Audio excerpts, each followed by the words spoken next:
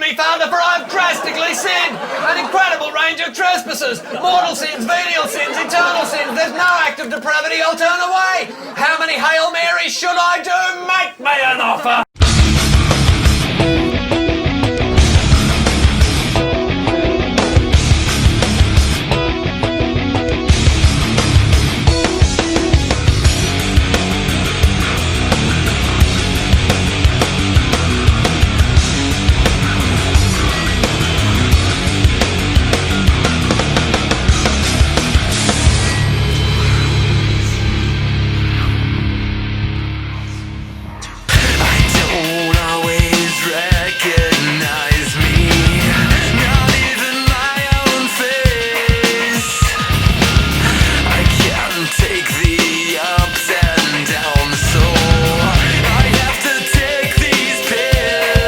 The success of Silent Hill 2 among fans and general audiences alike, Silent Hill 3 was definitely going to be a game to keep an eye on. Jumping right into development history, Silent Hill 3 had a very interesting change-up in the 2 years leading to its release. Not in terms of Team Silent's members, so to speak, we do still have the tag team of Masahiro Ito, Hiroyuki Iwaki, and Akira Yamaoka back again in their retrospective roles. However, the gameplay and concept of Silent Hill 3 went through some very major revisions. The first of which being the story concept, which initially, much like Silent Hill 2, was meant to be its own thing with a completely different story in mind to what we know of the game today. Only really being changed into a more direct sequel to the first game after fans were wondering what became of Harry Mason and the reborn baby in the aftermath of the first game. A decision that's been met with some reproach from fans, but at the same time one that I do think was ultimately for the best when it's all said and done. The second major revision, and this one I think might actually be the biggest shock to many, is that Silent Hill 3 was initially going to be an arcade shooter. Yes, seriously.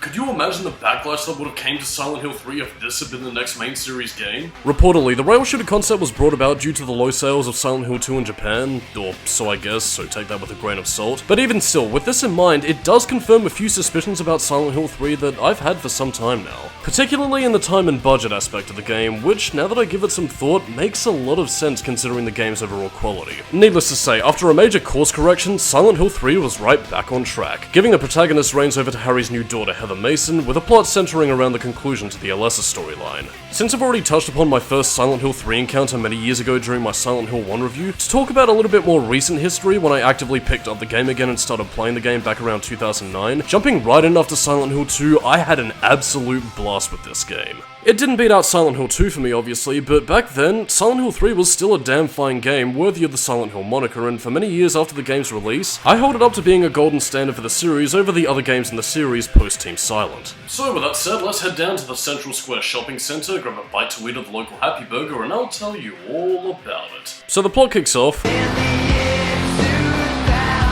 where we meet one Heather Mason, a 17-year-old girl like any other, doing all the healthy activities a teen should do in their prime. Like, visit an otherworldly amusement park. What? I mean, you never hung around haunted amusement parks when you were a teenager? I mean, I used to do it all the time. Treasured memories. Heather wakes up inside the local Happy Burger, which I'm sure was of absolutely no concern to any of the patrons inside whatsoever. Regardless of her narcolepsy, Heather gives her dear old dad, Harry Mason, a call, telling him that she didn't get that thing he wanted. By the way, we never actually do find out what that thing Harry wanted actually is. Although, considering a later scene, I'm guessing that thing Harry Mason wanted Heather to get was a load of health drinks and ammunition. Anyway, after a touching goodbye between father and daughter, Heather soon comes across a very unsubtle stalker named Douglas Cartland. Heather, I need to speak with you. My name is Douglas Cartland. I'm a detective. This is very important. It's about your birth. And here would be the point where I terminate the conversation and run away. Thankfully, however, Heather is street smart and does likewise, jumping out the window of the women's bathroom and trying to escape her pursuer. But before we press on, let's listen to some of Heather's responses to Douglas's queries. A detective? Really? Well, nice talking to you. Are you still following me? Do I have to scream? Sorry. I'll wait here.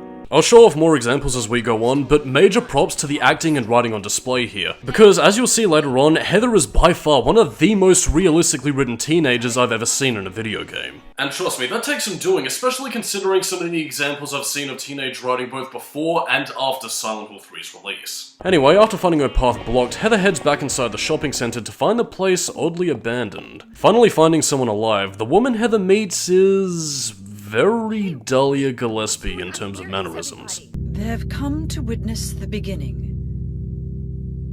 The rebirth of paradise, despoiled by mankind. The woman introduces herself as Claudia, giving vague hints about what's to come with knowledge about Heather's true identity as Alessa, but Heather herself being kept in the dark. And in a nice twist for the experienced player who knows Silent Hill 1, we're basically in the same boat as Heather herself here, since Claudia clearly has plans of her own, and on top of that, her connection to the cult and her plotted ritual makes for a very interesting hook for the game. As if Heather's day wasn't bad enough already, well, suffice it to say, what happens next is gonna thrust her into a whole other world.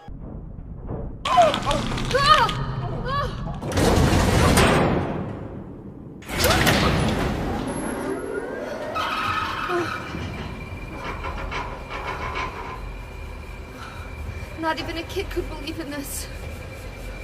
When am I going to wake up?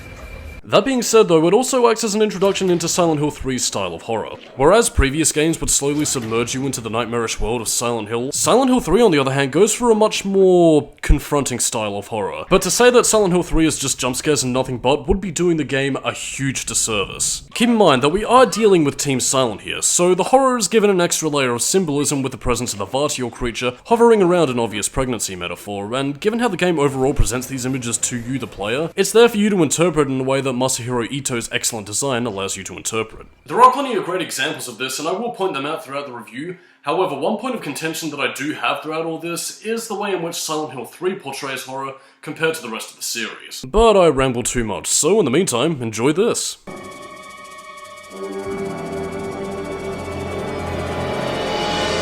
Ugh, forget it. This is way too gross. Who would even think of doing something so disgusting? Forget you. As she wanders through the dilapidated shopping center, the pieces of the puzzle start falling into place. Particularly if you play the first game and you see this little homage.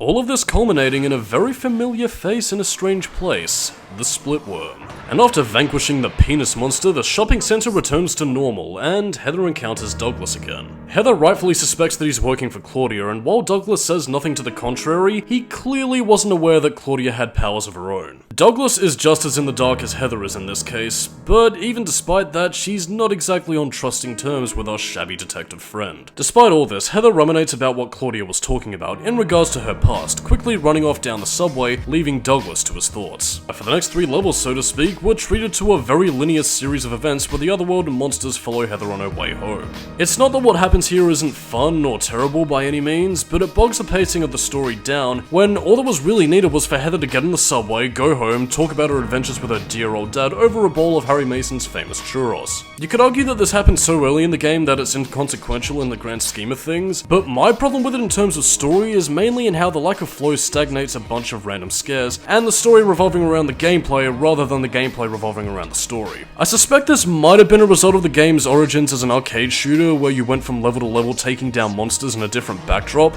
but all the same, these sequences are rather dull, and despite a few surprises hidden here and there, like a suicide in the train tracks pushing Heather to her death, or the Silent Hill 1 fridge monster inviting Heather into its new home in the sewers, there really isn't that much to these levels. That being said though, the game does mitigate this tedium somewhat by introducing us to the Hilltop Center, where we find Solid Snake trapped inside a wall, and earn ourselves another trip to the otherworld.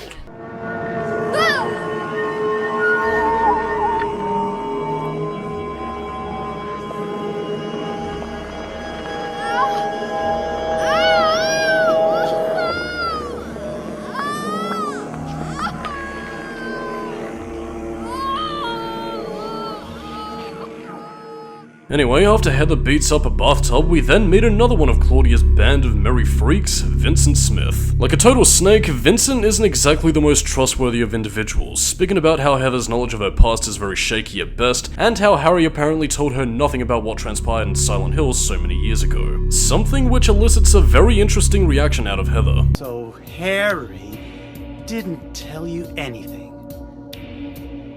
I guess he hid the truth to keep you on his side, eh?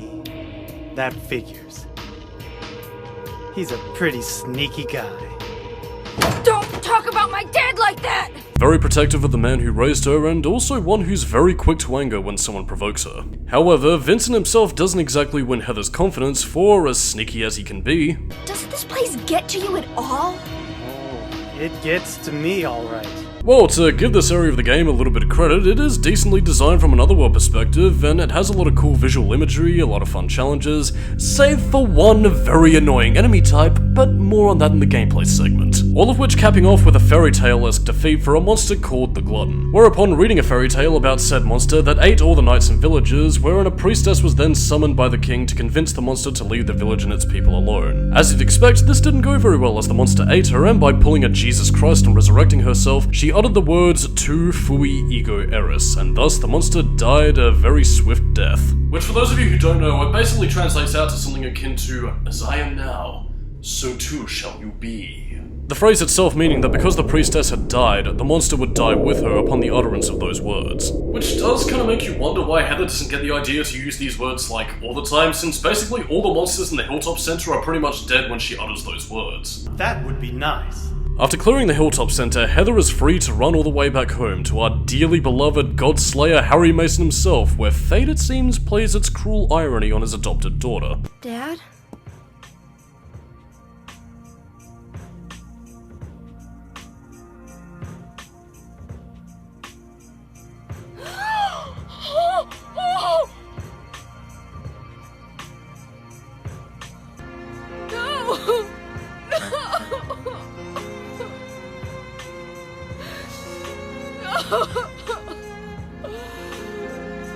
Honestly, it does make me wish we had a sort of Born from a Wish scenario where Harry Mason could have fought off his attackers before dying with his last thoughts being of Heather, but sadly no such thing ever came from it. Heather dashes towards the roof of the building where she finds Claudia being the one responsible for Harry's death. She claims that such a thing was for 17 years ago, which proves Claudia's association with Dahlia Gillespie's sect of the cult to be true. However, Heather is taking none of this, blinded by thoughts of revenge. After defeating the missionary, Heather returns to the apartment to see Douglas inside, Heather clearly too in a state of grief to really care about the man inside her home. And if I may point out, a great bit of acting between Heather Morris and Richard Gross here. Get out!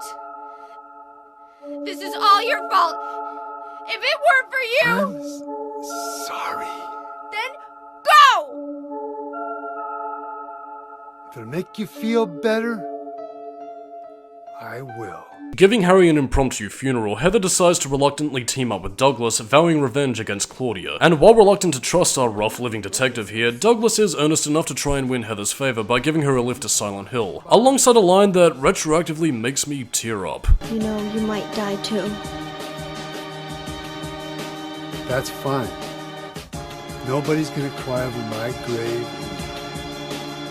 After she's finished grieving, Heather walks outside to find Douglas apparently having met Vincent, who just informed him about a guy named Leonard who might be of particular interest to them once they touch down in Silent Hill. Although if I could be random for a moment, I really do love this one moment in particular with Douglas. What do you want to do? I don't know, for whatever reason, that piece of dialogue always brings to mind like some sort of weird Silent Hill edutainment game where, I don't know, it's like a sort of Douglas teaches typing sort of thing, and, you know, one of the dialogue quotes when you select from the menu is this. "Congratulations, you learned how to spell. Now what do you want to do?" With Heather basically saying, "Fuck it, we've got nothing else to go on," the two make the journey to Silent Hill. On the way there, Heather muses over Harry's journal, talking about the events of the first game which Heather exposits. For those of you in the cheap seats who didn't play Silent Hill 1, like you fucking should have, you cheap little going into detail all about Alessa's sacrifice, the baby she bore upon her death, and how Harry had to care for her for 17 years in order to make the woman that Heather is today. After arriving in Silent Hill, Heather and Douglas decide to split up, Douglas exploring Leonard's house while Heather takes the hospital, the two agreeing to meet back at Jack's Inn once their little escapade has been completed. However, on the bright side, we're finally in Silent Hill! Yay! Except that unlike previous games where Silent Hill maintained its feeling of being open yet limited in terms of where you could go, instead we're treated to what is ostensibly recycled Silent Hill 2 areas with more linear progression and our only real destination of note being Brookhaven Hospital. Oh. This may seem incredibly nitpicky to some people, but I do take particular umbrage with Silent Hill 3's more linear design compared to the more open yet limited scope that was seen in the previous two games. I can understand if Silent Hill 1's map data might not have translated to the PS2 since the PS1 probably had very different architecture to that of the PlayStation 2, but to just copy and paste Silent Hill 2's second area segment and call it a day just feels like a slap in the face since the next major area we visit is Brookhaven Hospital, when very clearly it should have been Alchemilla Hospital from the first game. And what's even more baffling is the fact that Brookhaven Hospital was meant to be a mental ward. You know, not the sort of place where you go off and get treated for general injuries or illness. But as I mentioned during the development history, this above all else has to be an example of the game's rushed development cycle. Anyway, on to more pressing matters. Inside the hospital, Heather finds medical reports about two specific patients, Leonard Wolf and Stanley Coleman. The former of which is an emotionally unstable religious dude who gets violent when upset and was responsible for stabbing a dude over a treasured item of his. And the latter of whom is obsessed with a woman he's never even met. And to make the creepy dude even creepier, Heather finds as many journals of Stanley left behind detailing his loving obsession with Heather, revealing that he was shoved into the mental ward of Brookhaven Hospital by the cult. And this isn't just some mad feverish ranting either. Stanley is well aware of Heather's role in things to come, speaking of the path to paradise that Claudia was rambling about. His final diary saying goodbye to Heather, given how Leonard Wolf seemed to have it in for Stanley Coleman due to him making fun of the guy, letting Heather know that Leonard isn't any ordinary dude. And considering what we read of Leonard's records detailing him to be rather violent when it comes to his religious beliefs, I think we all know where this is headed. Speaking of which, Leonard himself gives Heather a call inside the hospital, mistaking her for Claudia, whom was responsible for shoving him inside the hospital. Based on his ramblings, it seems that Claudia and her dear old dad had something of a falling out, leading to a fragile alliance between Heather and Leonard, where if Heather can bust him out of the Otherworld hospital, he can use his seal of Metatron to stop Claudia. In what's a pretty cool Otherworld transition sequence, Heather catches a glimpse of Lisa Garland's video recording from Silent Hill 1, which helps spur Alessa's memories of our favourite drug-addicted nurse for making Alessa's time in the hospital slightly more bearable. Major bonus points if you also have the PS2 version with Thessaly Lerner's dialogue left intact, which is something rather interesting that I will cover when we get to the technical aspects. While I might be showing my hand a little early here, the Brookhaven Hospital Otherworld is by far miles better than the one we got in Silent Hill 2, with a lot of excellent visual imagery courtesy of Masahiro Ito and the in-game graphics designers, and let's not forget such memorable set pieces like the monster in the locker, the Vartiel and the Fukuro lady, as you ascend the Otherworld. And of course, one part of Silent Hill 3 that needs no introduction.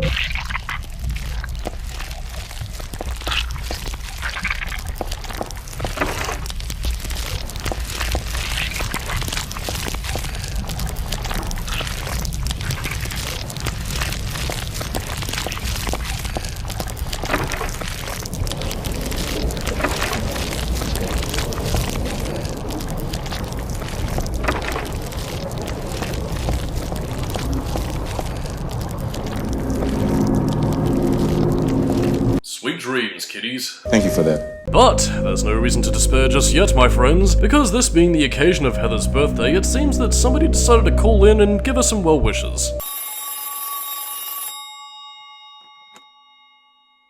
Happy birthday to you. Happy birthday to you. Happy birthday, dear. Oh, I forgot your name. Who are you? Oh, okay, thanks. Happy birthday, dear. Who are you? Happy birthday to you. Happy 31st birthday. You know, I've always wondered who was on the other side of that phone call. Is this Leonard? Oh, fuck this. But you're wrong. It's not my birthday. This does vaguely hint towards one of the game's alternate endings, but from a writing perspective, what we see here is pretty weak. But to contextualize my point here, this is the crux from which that ending stems from. Which do you prefer? To give pain or to receive it? Making her way to the inner depths of his squalid hellhole, Heather finally comes to meet Leonard, who, as we've already established at this point, is quite puritanical about purging the undesirables from this world. Why must we reward even the unbelievers? Only we, who hearken to the voice of God, will be given the keys to paradise.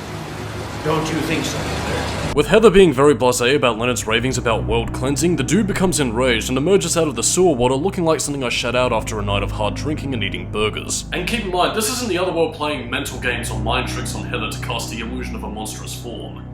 That is the Leonard Wolf with all the monstrous glory that comes with his rather disgusting looking features. As is shown off with Stanley's warning and a memo in the day room, because Leonard was so puritanical about killing those who he considered unfit to live in a world with God, Leonard himself was transformed into a monster, given that it was his belief that he was something of a blood knight there to purify the world. Also a beautiful one-liner from Heather right here. Death to all who turn their backs on God! Is every person here a mental case? Well, I guess you're not a person anyway.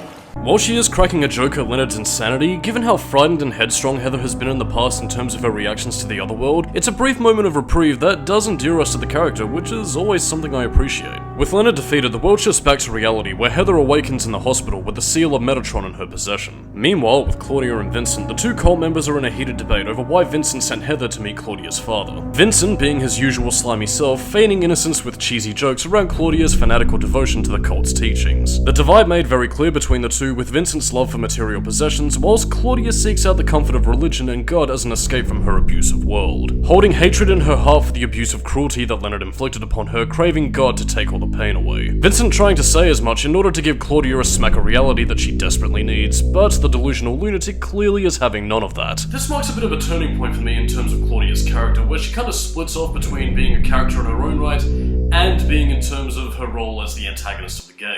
On the one hand, what we do have here is an interesting development, as Claudia, much like Alessa in many ways, grew up in a very dogmatic religious household, where the teachings of God's love were drilled into her from an early age. Something that is already scarily realistic, but this is made worse by the fact that unlike Vincent, who saw pleasure beyond the cult's teachings, Claudia instead clung to her beliefs as a shield and refused to let go because of how it was hardwired into her from an early age. Stuff like this will fuck you up as you get older and have these beliefs burned into your brain in such a way. That's not to say that people can't move past this sort of things, since in the real world, a lot of the time, this can indeed be the case. However, it gives Claudia an element of tragedy and something of a weak will behind her facade of a dedicated cult leader willing to do all it takes to achieve paradise, much in the same way that Dahlia Gillespie wanted. I think my biggest problem out of all this is how little development Claudia's complexities are really given. But I will say this, in that having her be this all-powerful figure of evil only to switch gears around with some sort of pseudo-sympathy backstory, it doesn't really work for her that well. And that's something that only really gets worse as the game goes on. Anyway, Heather returns to Jack's Inn to find Vincent there waiting for her. He tells Heather that Douglas's message for her was to go to the church on the other side of the lake, giving her a heads up to go towards the lakeside amusement park. Of course, once she arrives at the lakeside amusement park, suddenly things begin to get very, very familiar. And naturally, things play out the same as they did before, but this time, with a difference.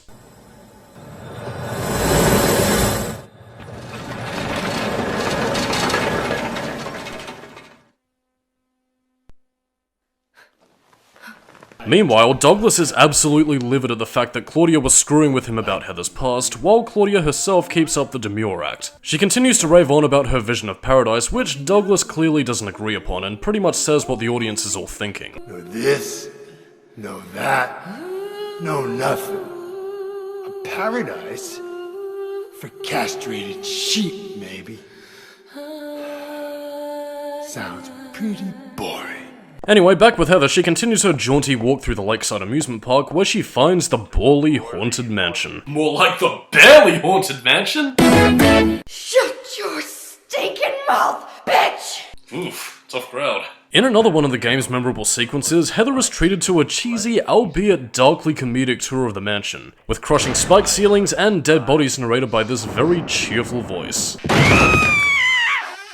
That's Danny.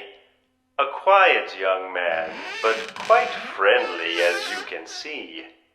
He was so eager to meet you. It's a nice bit of dark humor and a bit of a reprieve before we dive into the nitty-gritty in terms of the final parts of the game.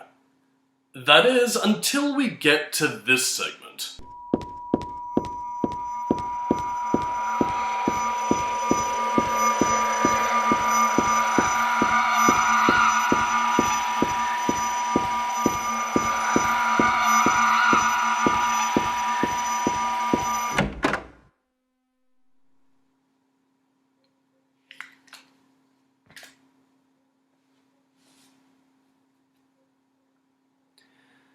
Red light. Are you fucking serious? The red light does insta-kill you for what it's worth, but its presence here feels so haphazard that it just knocks the wind out of any sails that this part of the game might have had. And its inclusion was entirely pointless since nothing in the game ever brings mention to it again, so my only question here is... why? Well, I mean, I do know the reason why, which as Skully's fun fact of the week will tell you, this was meant to be a reference to Session 9. But the big fuck up there comes from how in Session 9, the scene in question only really worked because Jeff was nyctophobic, and therefore was afraid of being stuck in the darkness. I mean, call it nitpicking if you want, but it is something that does take the Bally Haunted Mansion segment down a peg for me. And as if to further drive home how pointless the red light scene was, Heather then finds Douglas beaten down, apparently having been handed an ass buffet by Claudia. Look, I know Claudia is meant to have abilities and powers similar to Alessa to a certain extent, but I mean, come on dude. Douglas had her dead to rights, how the hell did she beat him so bad? This is what I'm talking about when it comes to Claudia being an antagonist in the sense that we see her being this all-powerful threat, but a lot of this stuff is either done off-screen or by the hands of the monsters that she has at her disposal, like the missionary for example. I find it very hard to believe that a crazed, unarmed lunatic like Claudia could take down a guy like Douglas, even if he does look a bit old and out of shape. But my problems aside, this does lead to one of the most emotional cutscenes of the game, which I think is best left to play out for you all to see. You old fool! Getting yourself hurt like that? Sorry. Why did you have to do that for me? What'll I do if you die? You remind me of my son. You said nobody was going to cry for you. Dead people don't cry. Stupid kid got himself shot robbing a bank. But why?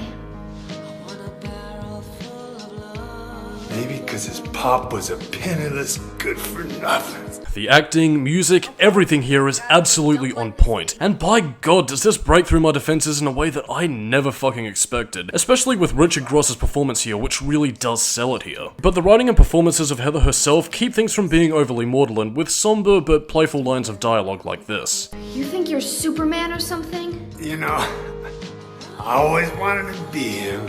Sorry. I shouldn't have said you reminded me of a guy like you. Well... maybe if you had compared me to your daughter.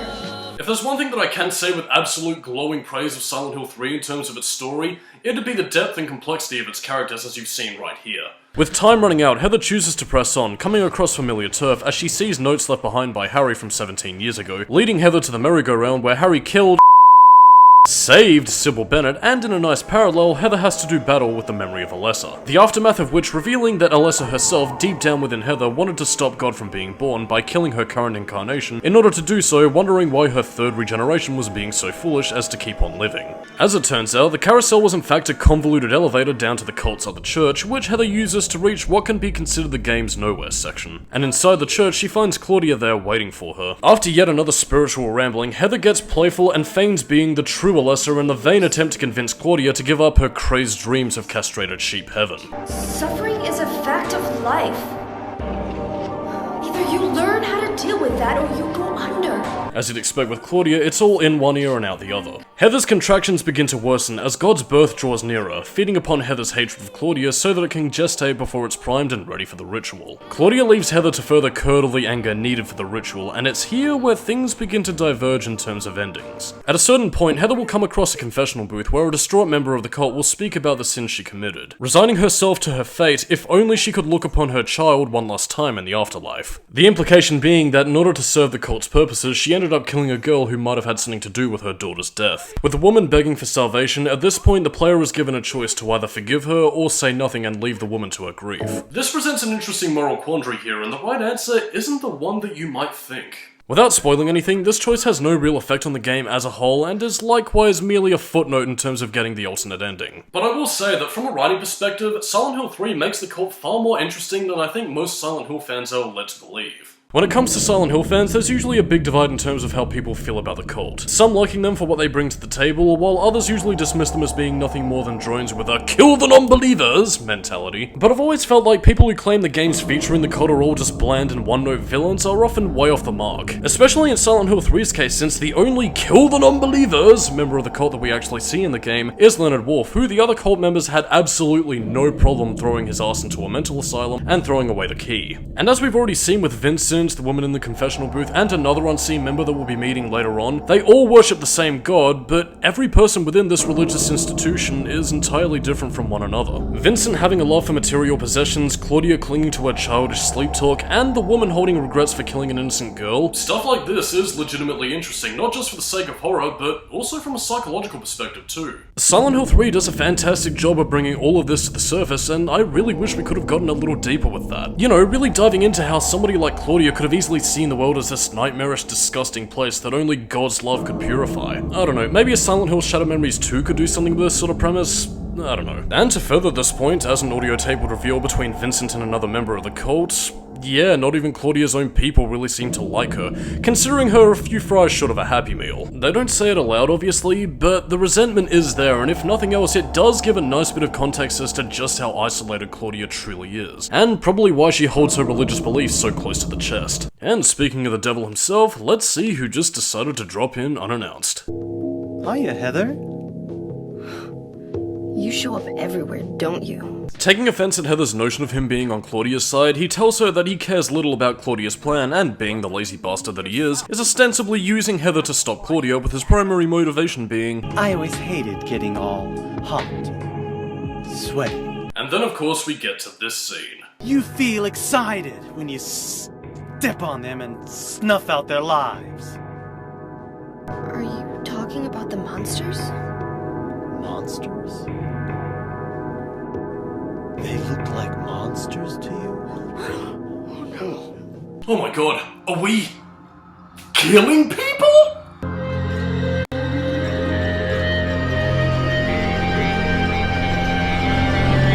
No.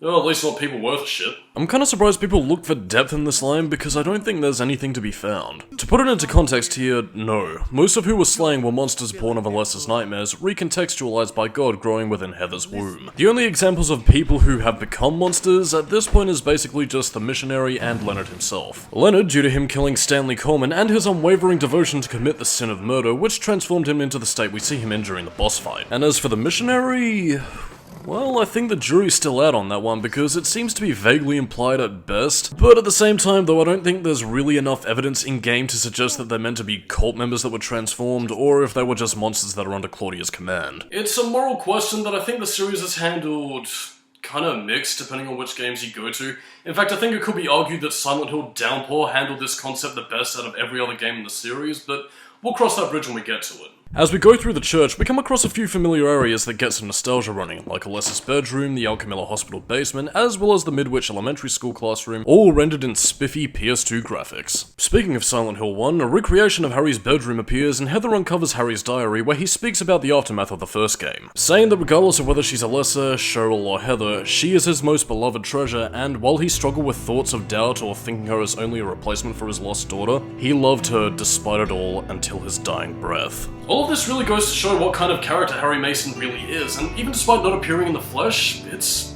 heartwarming, man. He is one of my favourite Silent Hill characters for a reason, and even if posthumously, Silent Hill 3 did him complete justice, but I think I'm getting off topic at this point. On to more pressing matters. As memos will inform us, it seems that the cult's destruction is an internal one. Never mind the damage Harry had dealt back into the cult's plans 17 years ago, because with Claudia's very deluded leadership, it seems as if Vincent has also been funneling their finances for his own personal gain. So whether Heather wins or not at the end of the day, this is the cult's last chance for success, otherwise they're completely going under.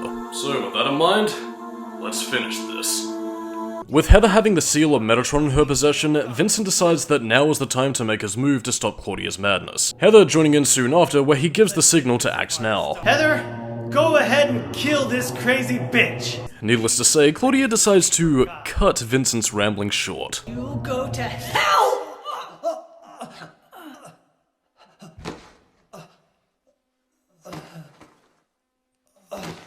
Heather, use the seal dream is over. Oh, that's just a piece of junk. Wait a second, does that mean Alessa's whole plan of sealing the town in darkness using the seal of Metatron would have ended up failing in the end? Wow, that's kind of morbid. Anyway, it's here where the game tries its damnedest to make Claudia into at least something of an interesting villain, in the sense that she gives speeches about how all she's done to cleanse the world of sin is even at the cost of her own salvation, or some sort of crap that doesn't really make sense. This could have been made to work if the game maybe showcased Claudia's madness in a way in which we could see visually on screen, but the only thing we really get from Claudia is either a side effect of the actions she's done, you know, in terms of killing Harry and Vincent and all that, or it's from reading material, which ultimately weakens her character because we just don't see what she's been through. I know I praised such elements in previous games, but unlike Silent Hill 3, both Silent Hill 1 and Silent Hill 2 showcased everything that you needed to know in the game's plot, with reasonably well-developed characters and plotting to boot. Silent Hill 3 is solidly written enough so that it can stand up upon the weight of its characters no matter how major or incidental they might be, but looking back at Dahlia, Gillespie, and Maria, both of whom were the ones in the driver's seat manipulating events so that it would influence the protagonist, and by extension the player, to take action into whatever plans they had laid out for them. Dahlia was the one tricking Harry into thinking Alessa was a demon who kidnapped Cheryl. Dahlia was the one who instigated the whole plot to begin with. We'll use a magical spell. And Dahlia was the one to unleash the incubus.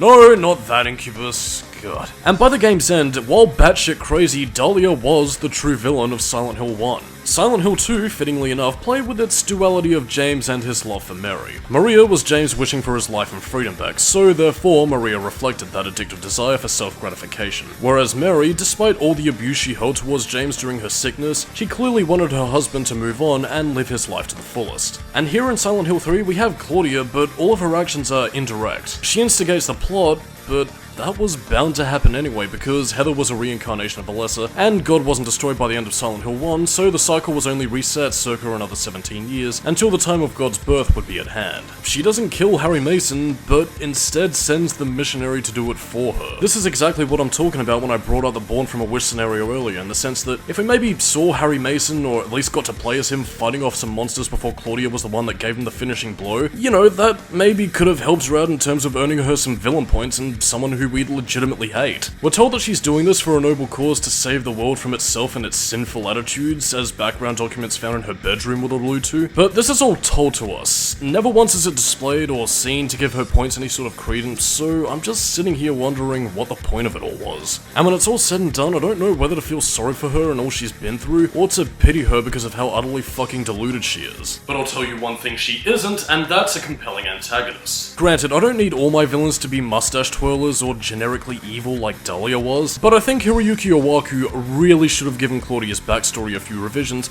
to really work out what he wanted for the character and more to the point what he wanted the audience to feel for her. She's too pitiful to be taken seriously as a villain, and as an interesting character in her own right, well, she probably would have been better off in her own Silent Hill game. I mean, I said it offhand earlier, but I think a Silent Hill Shattered Memory style game centered around Claudia would really be the best way to explore this facet of her character in a way that Silent Hill 3 could never really achieve. Anyway, as Heather's contractions begin to reach breaking point, the player is soon presented with a do-or-die situation. Try to kill Claudia, and basically God is born from Heather's quest for revenge, thus earning the player a game over. However, Harry Mason, despite being a paranoid warrior, was a smart dude, giving Heather a pendant on her 17th birthday containing a tasty treat of a Glophitus. Something that he couldn't have ever known about expelling God from Heather's womb unless he decided to test it out, which he did by testing it out on Sybil and thus saving her life, and thus the good plus sending as canon. Haha! Take that, Silent Hill Homecoming! Think it's time I earn myself a little bit of victory lunch for this.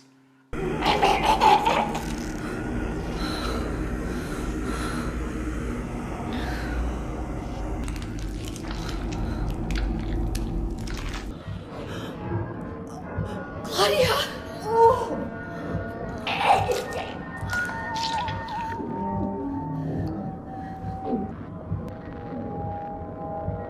And so Claudia, after that disgusting transformation sequence, becomes one with God, getting her Neo-style robes torn to shreds, leading us into the final boss fight.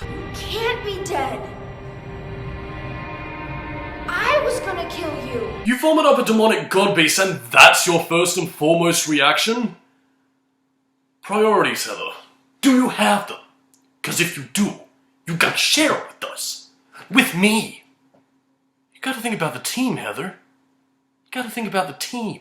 And with God now looking like a malformed version of Alessa, it's up to Heather to put the past behind her and make the Mason god-slaying legacy proud by slaying a god. And as the cult's icon of sin falls into darkness, Heather has made her father proud. And here's where things get really meta for some reason. Is that the end? I guess it's time to roll the credits. Dad! This is kinda weirdly written, but I suppose you could possibly just chalk this up to Heather's grief finally catching up with her, now that her quest for revenge is over. And so, while Heather lets her emotions out, it's time for yet another one of Skully's Fun Facts of the Week. In the original ending, Heather was supposed to hear a baby's cry before it cuts to black. A similar sound effect was ripped right out of Silent Hill Downpour, which was used in the HD collection as a replacement, but there is an original soundbite out there on the internet which I've heard a couple of years ago, and it was reportedly cut out of the game because even Team Silent themselves found it to be too horrifying to put in. Walking back into the amusement park, Heather finds Douglas sitting on a park bench. Heather, is it really over? Not yet. You're still alive. Heather, what, Heather? Oh! Just a joke. Thanks, Heather. You just took another 5 years off my life expectancy. Shut your stinking mouth, bitch! Sorry. With Heather finally liberated from her past, the game ends on a jovial note, with Heather choosing to go by her old name again, Cheryl. You gonna let your hair color go back too? I don't know. Don't you think blondes have more fun? Well... Alley-oop! It's true! Blondes do have more fun! The credits roll with Heather visiting Harry Mason at his grave, over a beautiful remix of the Silent Hill 1 theme, which is really awesome too.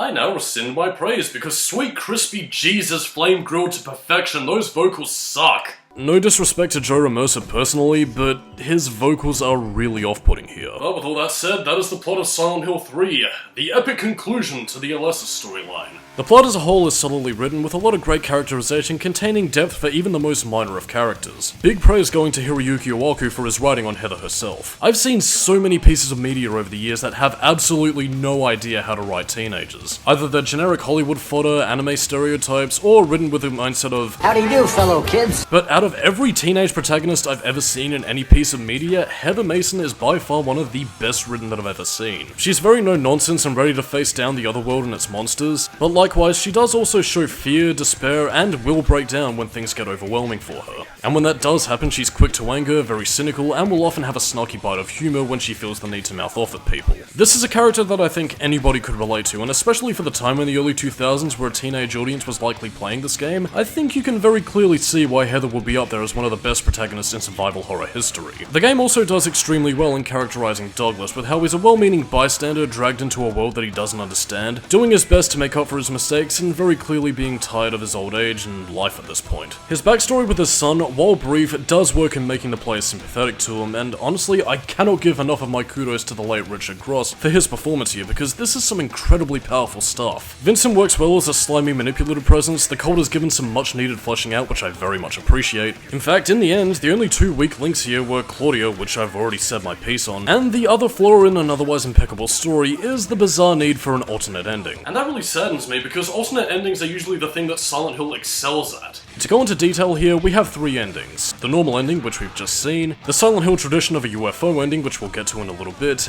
and this ending being the possessed ending.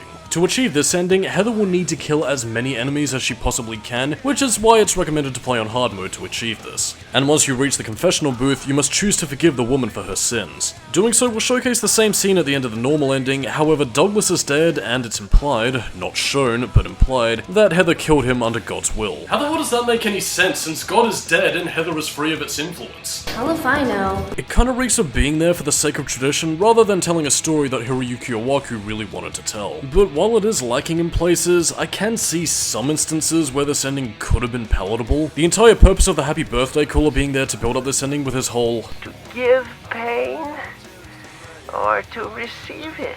And the woman in the confessional booth being the crux with a slightly more interesting twist on the whole faith angle if you choose to forgive her.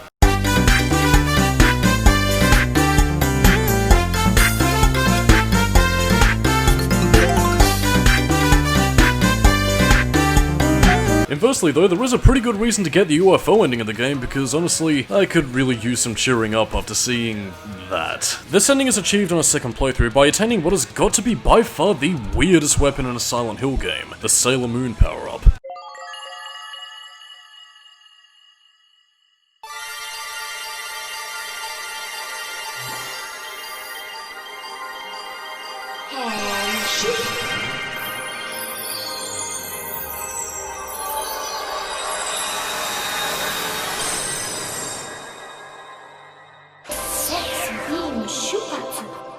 Using the sexy beam to kill 31 monsters before reaching Heather's apartment and making sure not to enter with a weapon equipped, inside we see that Harry Mason apparently did not die and was anticipating Claudia's attack and thus called upon his friends within the Furon Empire to come around and have a bit of coffee and some small talk. And also James Sunderland, who's there for some reason. After telling her father about what happened on her way home, Harry is absolutely pissed off and ready to rock. I'm going to Silent Hill, and I'm gonna bust some heads. Oh, Dad, you're the coolest! After amassing the Furon fleet, Silent Hill is destroyed by death rays, turning the town into little more than a pile of rubble. But I mean, keep in mind though, despite all the occultic and supernatural shit that Silent Hill usually pulls, you know, the town is still filled with people, you know, young, old, living their day-to-day lives, you know, having families and having fun in a resort town. I mean, to cut so many lives down in their prime, to destroy a town that's so very old and has so many joyful moments of, you know, vacations and people just living in a quaint little town, it's cruel. Very cruel.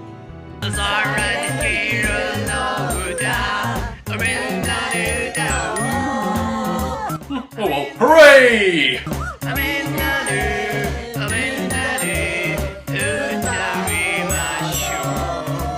So let's get into some gameplay. This is the wrong controller. This is also the wrong controller.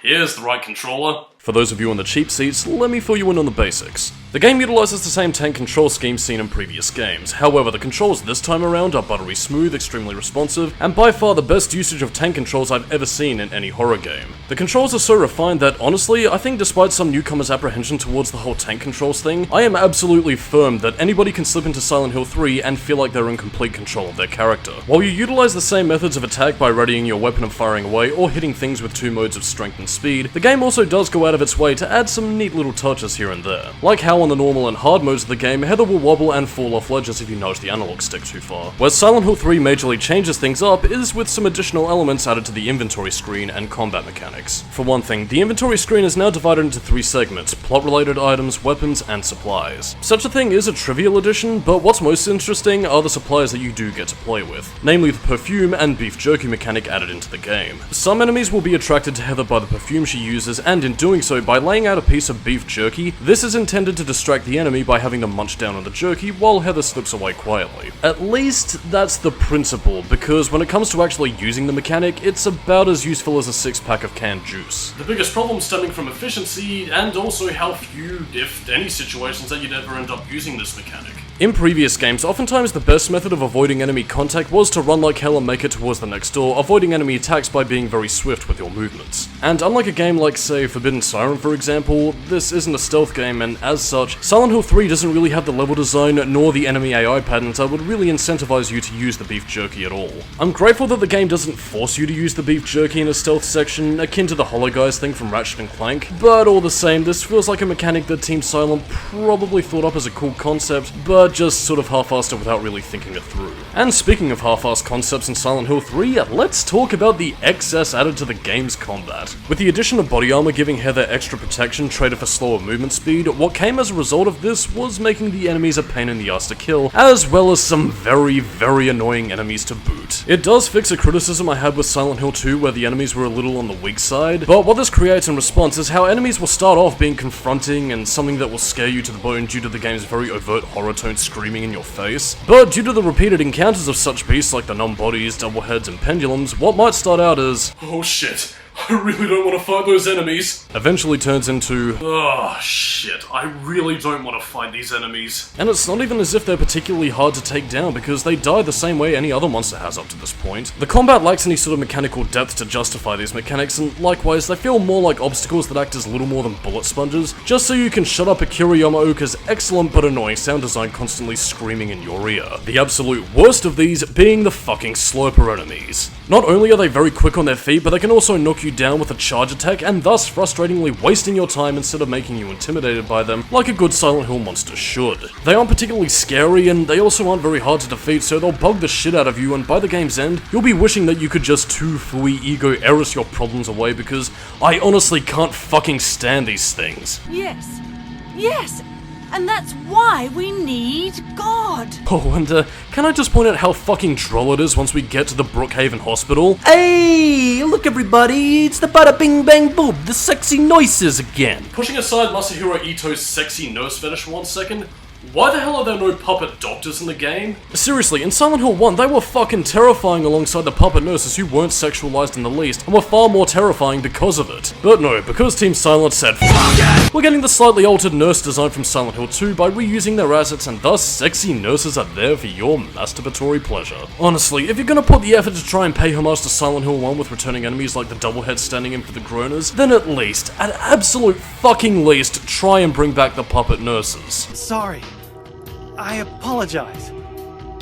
Please, calm down. You might think that I'm just shitting on the game right here, but to be honest, I kind of am. On a pure gameplay perspective, a lot of enemies either feel derivative from previous games or are a pain in the ass rather than monsters that make you paranoid to press forward and turn the corner. And before you paint the picture of me being entirely negative, no, it's not all doom and gloom, mind you, because symbolically, the monsters hit all the right notes. And for what original monsters Silent Hill 3 has, like the insane cancer and the missionary, to even some of the passive creatures like the Vartiel, Glutton, Monster in the Locker, they're all unique and very well designed. But the gameplay as a whole is hampered by what is refined and sharpened gameplay focus to be certain, but it comes at the cost of diminishing returns and what looks like ill thought out excess, which makes Silent Hill 3 feel bloated as a result. A lot of this coming across in the game's level design and linear structure. But on top of that, the linear structure just feels a little railroaded, which might be a remnant of the game's arcade shooter design, but what we lose out as a result is the atmosphere of the game making the levels pad the game out instead of accentuating the core themes in a way that feels natural within the story. I mean, was it really necessary to have a sewer level? Does Heather have to wade through waist-high raw sewage in a miniskirt every time she wants to go home on the train? Does she have to go through the Hilltop Center and crawl through buildings just so she can go shopping? And even when we get to Silent Hill itself, after the hospital segment, we're immediately teleported to the Lakeside Amusement Park, so any amount of exploration the game might have given us is negligible at best. I don't mean to be overly negative towards the game, I assure you, but what this game suffers from isn't so much major flaws that damn the game into being a sinking ship, but rather death by 1,000 nitpicks. So to counterbalance this with a bit of positivity, while linear in scope, the level design once you're actually in the levels themselves are decent and up to the quality standard of what a Silent Hill game should be. The atmosphere is top notch, the visuals are absolutely fucking stunning, with a lot of twisted art design to keep you enthralled, and to talk about puzzles, like last time, we've got a lot of variation thanks to the riddle difficulty making its return here. And in much greater detail here depending on which one you pick, because puzzles will be as brain-taxing or as simple as you want them to be, perfectly accommodating those who are looking for a challenge, or somebody who's a complete dumbfuck like myself. Then hell, some puzzles like the cremation key in the hospital basement are even solved for you on the easier riddle difficulties, so if you're not one for brain teasers, then suffice it to say, this game has got you covered, dude. Oh, okay, thanks.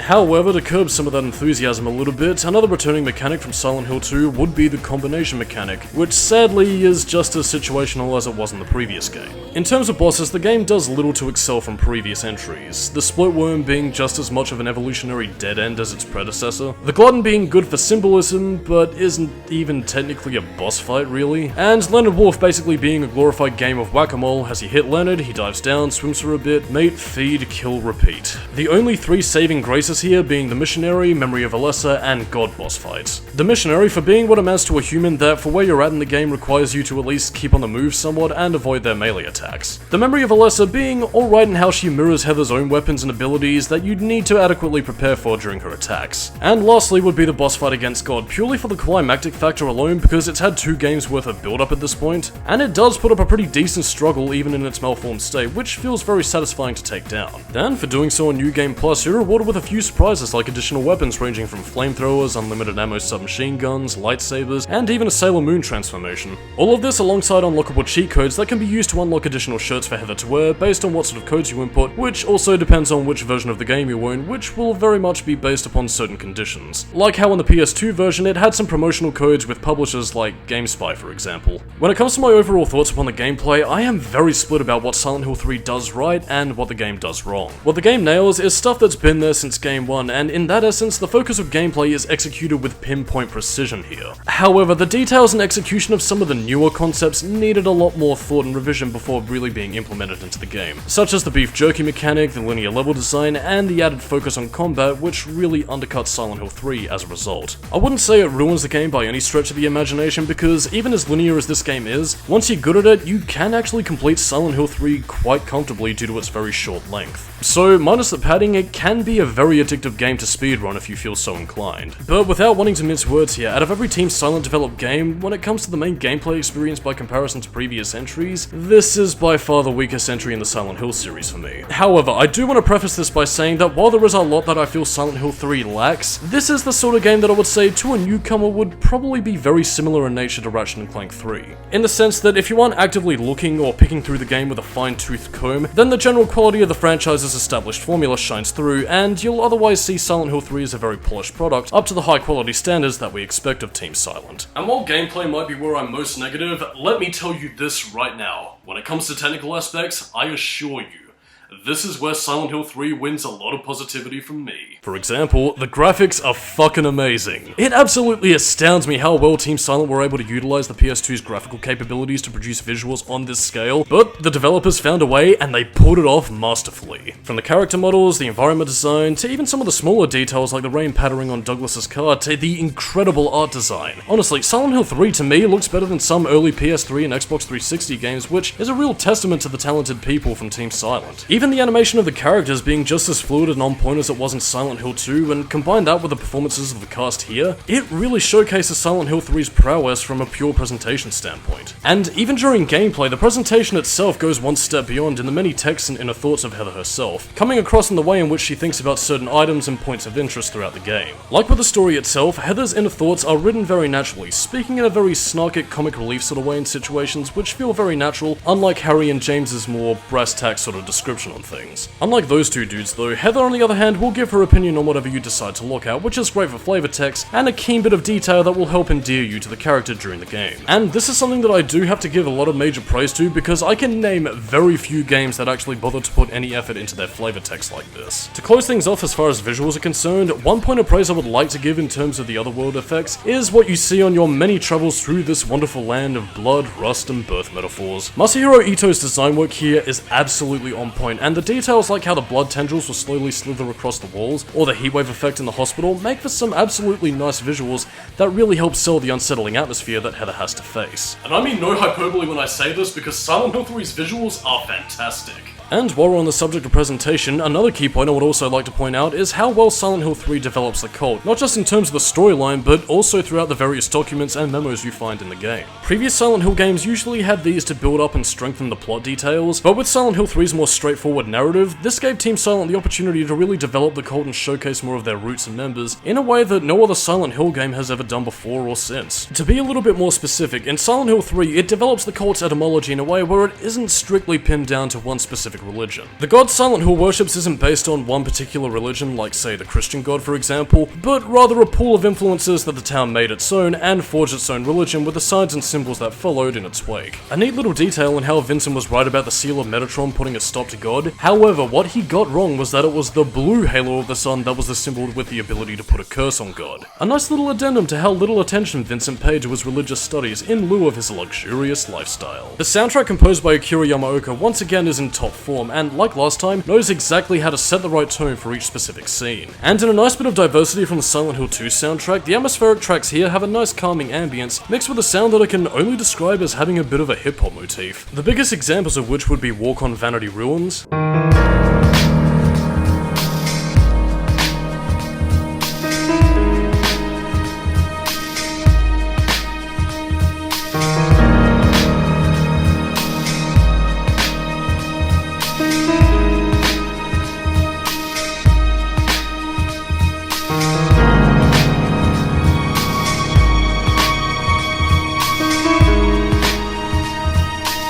and the more somber sounding Planning at the Motel.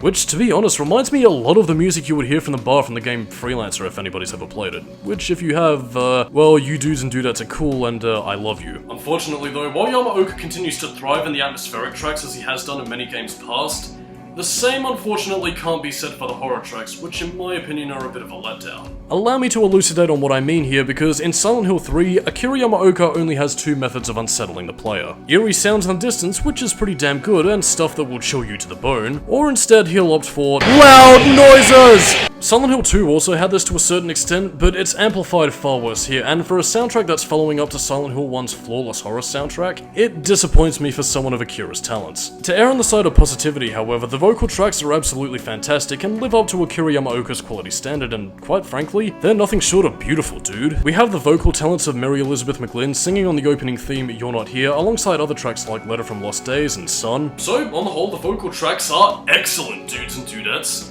Well, with the sole exception of... And speaking of things that were ruined, I guess there's no more avoiding it now, let's talk about the Silent Hill HD collection. I won't go into specifics on the terrible porting job because there are several videos you can find on this website that go into far greater detail about the true terrors that await you there. But to sum up, graphical glitches up the arse, audio hiccups, too pure or clean roads, a porting job done by a studio who was absolutely incompetent to the level of Sanzaru Games, and seeing a lot of items and objects that the finished game would have otherwise covered up. And on top of everything else, the new voice acting. I briefly touched upon it in the Silent Hill 2 review, but the reason for replacing the original cast with the newer voice actors certainly wasn't the first time something like this had happened. Say, do you remember earlier on in the review when I said this? Major bonus points if you also have the PS2 version with Thessaly Lerner's dialogue left intact. Well, dudes and dudettes, if you thought that Konami was a bad company these days, take a look at what they were like back in 2003. Because Team Silent had used archive audio of Sandra Wayne, Michael G, and Thessaly Lerner as Cheryl, Harry, and Lisa retrospectively, the latter of the three took some umbrage with them using her voice without her permission. Needless to say, her agent sued Konami and got a small settlement for it, and as a result, in the PC port of the game, all archive audio from Silent Hill 1 was removed, with only the text remaining in its place. Keep in mind, this is 2003 we're talking about here, so a lot of internet game widespread controversy sort of thing, well, except for possibly the hot coffee mod, but that's a different story entirely. Again, that stuff wasn't really a thing yet. But then we cut over to 2012. And in this halcyon year of utter joy, Silent Hill HD Collection was released for the PS3 and Xbox 360. The brainchild behind this leads us to the man whom most of the Silent Hill fanbase would come to know as the evil Tom Hewlett. We'll get to the deeper machinations of the Tom Hewlett era of Silent Hill later on in the marathon. But for now, what he announced back in 2011 for the HD collection was new voice acting to replace the old ones that was considered outdated by 2012 standards. Seems all nice and innocent when you gloss over the details, but let's just say that what was going on behind the scenes was a little bit more sinister than that. For you see, dudes and dudettes, James Sunderland actor Guy Seehey was requesting residuals for his performance being used in multiple ports and re-releases of Silent Hill 2. And Konami, likely out of fear for another Thessaly Lerner situation, decided to covertly snip out the performances of the older voice actors in lieu of a new voice cast. There was a lot of back and forth on the issue itself, and there were many like Troy Baker and Thessaly Lerner herself arguing for the case in Konami's favour that they had always owned the rights to Guy's performance as James, and therefore he couldn't claim any of the residuals he believed he was owed. But even if we don't have all the pieces of the puzzle like the written contract between the actors and Konami back in the day, one thing that did become clear was how shady Konami were in the face of trying to sweep this mess under the rug before word got out to the public. And through a combination of the original cast members banding together alongside a very vocal fan support from longtime fans, what resulted from this was the option to switch between the new and old voices in the Silent Hill 2 version of the HD port. But that was only for Silent Hill 2. Silent Hill 3 HD, on the other hand, had no such option. So, like last time, the poor bastards who got the HD collection are stuck listening to literally every generic anime actor and voice actress that you've heard a billion times over the past 10 years or so. Amanda Wynne Lee voicing Heather Mason, Kirk Thornton voicing Douglas Cartland, Laura Bailey as Claudia Wolf, and Yuri Lowenthal as Vincent Smith. And look, I want to preface this once again by saying that I've got nothing against these actors and actresses because they are a very talented group of voice actors, and in many other roles they can be absolutely fantastic. But sweet crispy Jesus flame grilled to perfection perfection, these voices are very ill-fitting. I had my issues with Troy Baker as James Sunderland being unsuited to the character, but in Silent Hill 3's case, I can safely say that every single actor and actress was horribly directed and very miscast for their roles. Let's go from least shit to absolute bottom of the barrel here. Amanda Wynn Lee turns in a performance that portrays Heather from a very natural-sounding teenager into a generic anime girl of the week, with a vocal direction that makes her sound far more rigid by comparison to Heather Morris's performance. A detective? Really? Well, nice talking to you. My daddy always told me not to talk to strangers. It sounds too homogenized, for the lack of a better word. Like the actress has read these lines a dozen times before in the past and is practically on autopilot while delivering her lines, as if Heather was literally any other character out of the dozens that Amanda has portrayed over the years. Heather Morris, as far as I know anyway, wasn't an experienced actress by trade, and as such was allowed for a much more natural sounding performance, which in its own way made itself feel a little bit more believable. A lot of this is also held by the fact that Heather Morris was also mocaped with the original cast, which is admittedly a benefit not shared with a later redub crew. A similar case can also be made for Laura Bailey as Claudia Wolf, who, while she does her best to mimic Donna Burke's original performance, she ends up running into a similar scenario to when Troy Baker voiced the Joker in Batman Arkham Origins, where she gets the voice down pretty close, but only 95%, and that 5% is very distracting. They've come to witness the beginning, the rebirth of paradise, unspoiled by mankind. And while the last two could be passable if you never heard the original cast of Silent Hill 3, Kirk Thornton as Douglas Cartland is where things really take a turn for the worst. Here's Richard Gross's performance from the original game. Heather, I need to speak with you. My name is Douglas Cartland. I'm a detective. And as for Kirk Thornton's performance, I'm not going to say anything, but I do want to put up this little bit of visual imagery to really sell what I think about the scene right here. Heather, I need to speak with you. My name is Douglas Cartland. I'm a detective. It's for reasons like this that I want to stress how poor voice direction and miscasting your actors can end up killing any amount of believability, because that alone should showcase why I can't take Kirk Thornton's Douglas voice seriously. But oh me oh my, dudes and dudettes, I have saved the worst for last. Now, trust me, this one takes the flippin' biscuit, because no other recast in the game infuriates me more than this. The guest of honor has arrived. Let's get this party started. Heather, go ahead and kill this crazy bitch. This demon who claims to speak for God.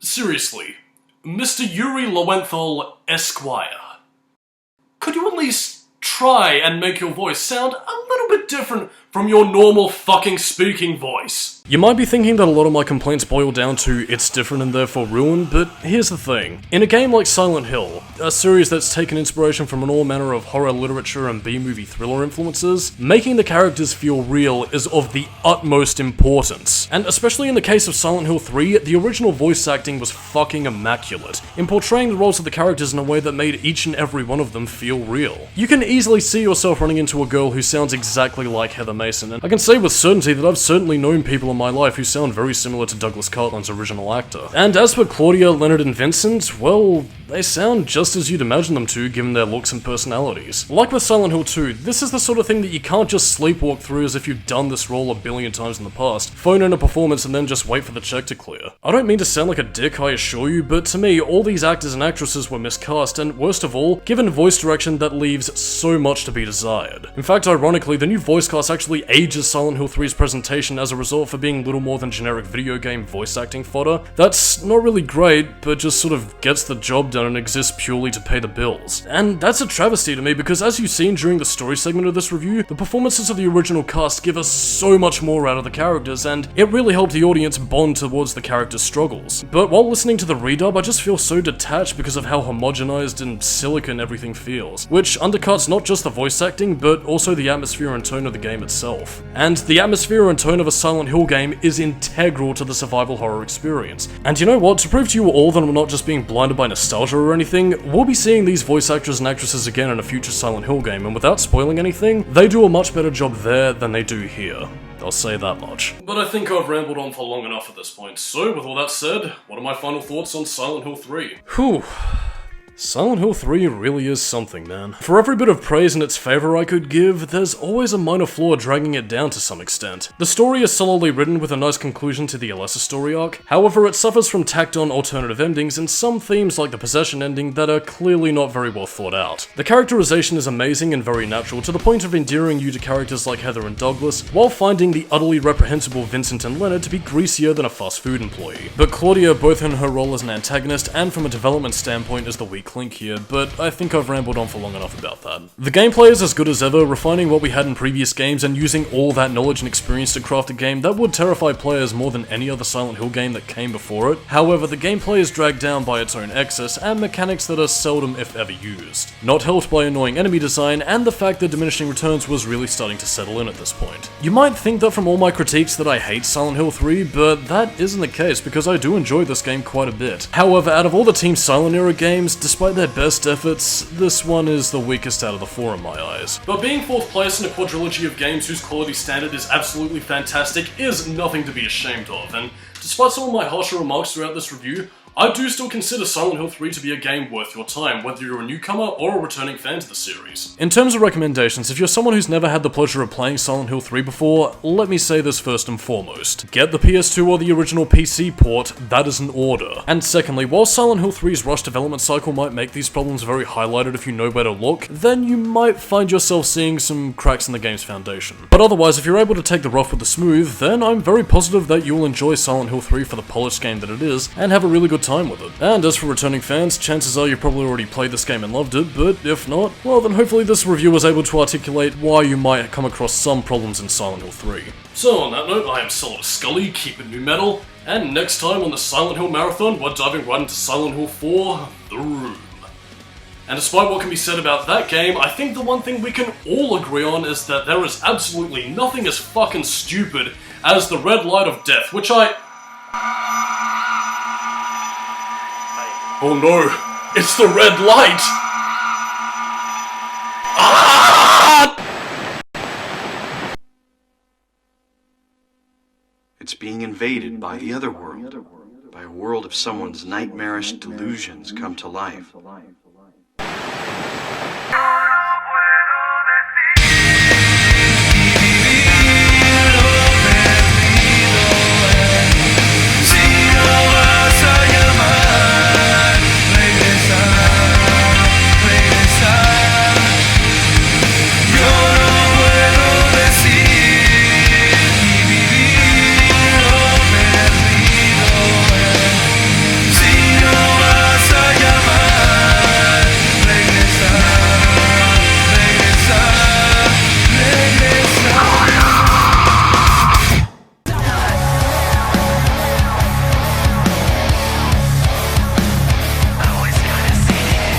You're the worst person in this room. Shut your stinking mouth!